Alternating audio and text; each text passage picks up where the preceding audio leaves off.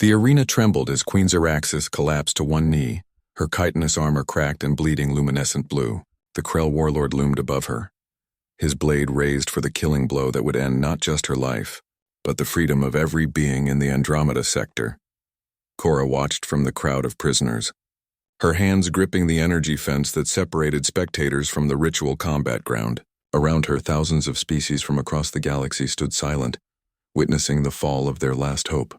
The Krell had been methodical in their conquest.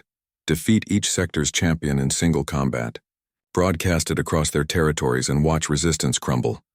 "We have to do something," Adam whispered beside her, his earth-worn jacket seeming absurdly out of place among the exotic armor and biosuits of other prisoners. "There's nothing we can do," Cora replied, though her voice cracked. "The challenge has been issued. Their law forbids interference."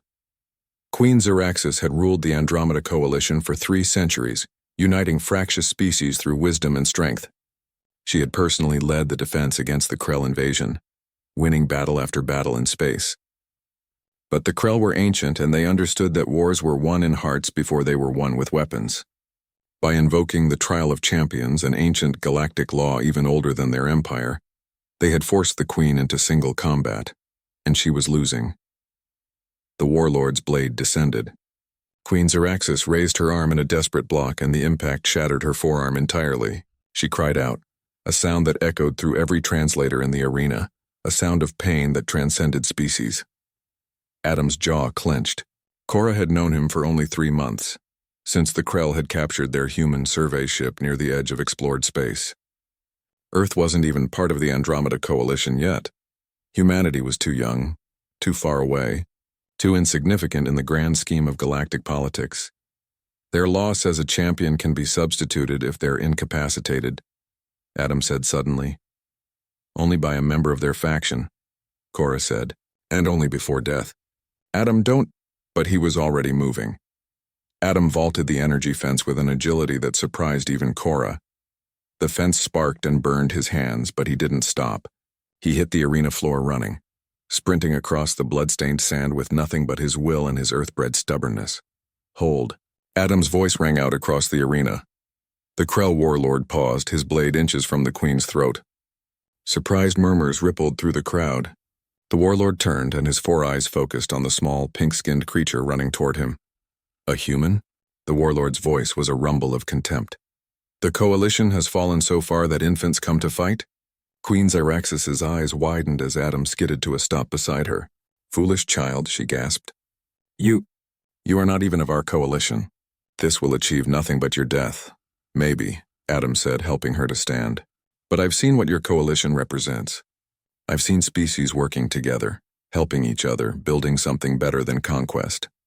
My people, we're not part of your alliance yet, but we want that future.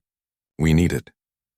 He turned to face the warlord, weaponless, barely reaching the alien warrior's chest in height. "I invoke substitution rights. The Queen is incapacitated. I will stand as her champion." The warlord laughed, a terrible sound like grinding stones. "The human knows our law very well. Die quickly, and let us end this farce." Cora screamed Adam's name, but the energy fence held her back. Around the arena, other prisoners began to shout, some in encouragement, most in despair. What could a human do against a Krell warrior? Humans had no natural armor, no enhanced strength, no biological weapons. They were barely spacefaring. The warlord struck with speed that seemed impossible for his size. Adam rolled aside, barely. The blade cratered the ground where he'd stood. He kept moving, constantly in motion, never staying in one place. "You run well for prey," the warlord taunted, striking again. Adam ducked under the swing. "Humans are persistence hunters," he said, breathing hard. "We don't have to be the fastest or strongest. We just have to outlast everything else." He was learning the warlord's pattern, Cora realized. Every strike, every movement, Adam was watching, adapting. The Krell were powerful and ancient, but they were also traditional. The warlord used the same classical forms, the same techniques that had won battles for millennia. Adam dodged another strike, this time by inches. He grabbed a handful of sand and flung it at the warlord's eyes. While the warrior recoiled, Adam snatched a piece of the Queen's broken armor from the ground. A jagged shard of chitin, still sharp and deadly. The crowd gasped. Using improvised weapons, using deception, these were not the tactics of honorable combat. You fight without honor, the warlord snarled. I fight to win, Adam replied. Humanity learned a long time ago.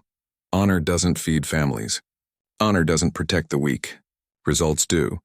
He feinted left, then dove right, sliding between the warlord's legs.